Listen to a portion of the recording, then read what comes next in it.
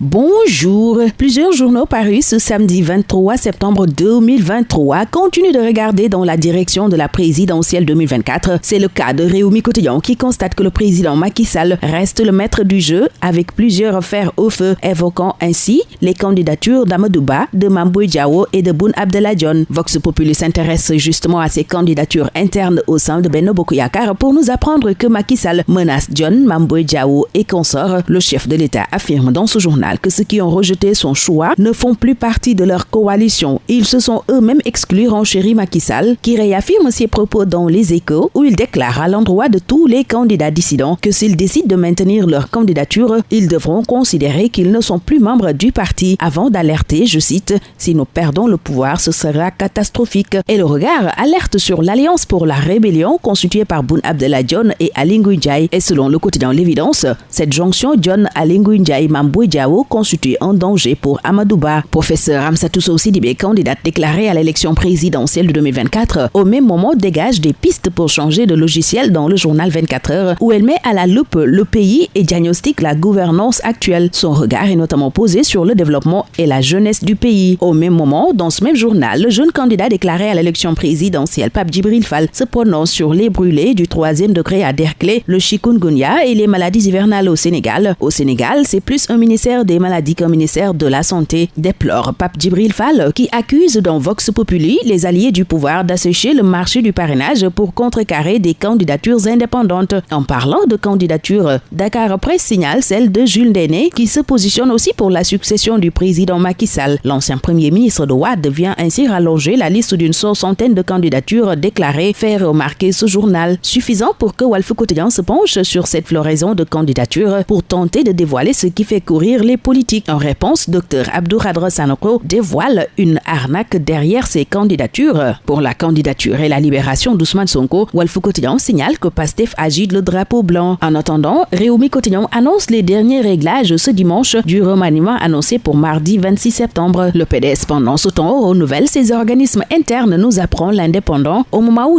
Quotidien livre la recette du gouvernement pour réussir l'année scolaire académique 2023-2024. Il s'agit de 18 mesures pour une rentrée réussie, précise le quotidien national Le Soleil, qui souligne comme défi de l'heure la lutte contre les inondations, le déficit de personnel, de tables-bancs, de manuels scolaires entre autres. Ce qui fait dire à Sud Quotidien que l'État s'active dans le démarrage de l'année scolaire 2023-2024 et livre aussi les 18 mesures prises pour une rentrée des classes sans anicroche. Mais à côté de ces mesures, Les Échos rapportent des chiffres inquiétants de l'école sénégalaise et fait état de 318 écoles et établissements qui sont pratiquement sous les eaux, dont 235 écoles élémentaires, 59 collèges et 24 lycées, suffisant pour que la Tribune annonce une rentrée scolaire perturbée et dévoile les chiffres honteux de Cheikhou Oumar Anne, des chiffres de la peur selon enquête qui constate un secteur éducatif mal en point. Mais Direct News, comme pour rassurer, rapporte le viatique d'Amadou Ba pour une bonne rentrée. Dans ce journal, le Premier ministre prend des engagements et engage l'équipe gouvernementale à assurer un accès équitable et une éducation de qualité à tous les enfants du pays. Ces engagements résumés en 18 points amènent l'Obs à attribuer à l'école le numéro d'urgence 18. L'Obs livre ainsi les mesures proposées, en plus des inquiétudes des syndicalistes et parents sur la réduction des frais de scolarité. À Guédiawaye, pendant ce temps, un imam a fait les frais de son sermon. Menacé de lynchage, il a été exfiltré par la police, rapporte l'Obs, qui livre par ailleurs toute l'enquête sur la mort par noyade à Radisson, ainsi que les propos des surveillants de baignade qui ont déroulé le film détaillé de la scène devant les enquêteurs. Devant la pression foncière, la rareté du poisson et l'immigration, le quotidien voit des destins sans vague pour les communautés du littoral, où ce journal nous conduit à travers un reportage. Besbi propose pour sa part un dossier sur les Mama Koundoul et le supplice des mariés sans enfants et conclut sur une dépression sociale. Des témoignages poignants à lire aux pages 4, 5 et 6 de ce journal. EF, pendant ce temps, réclame ses 2,19 milliards à Poste Finance à travers une assignation devant le tribunal de commerce, renseigne Libération. EF, qui peine à récupérer son argent après avoir clôturé son compte, accuse Poste Finance d'être dans une situation financière irrémédiablement compromise qui s'apparente à une banqueroute frauduleuse,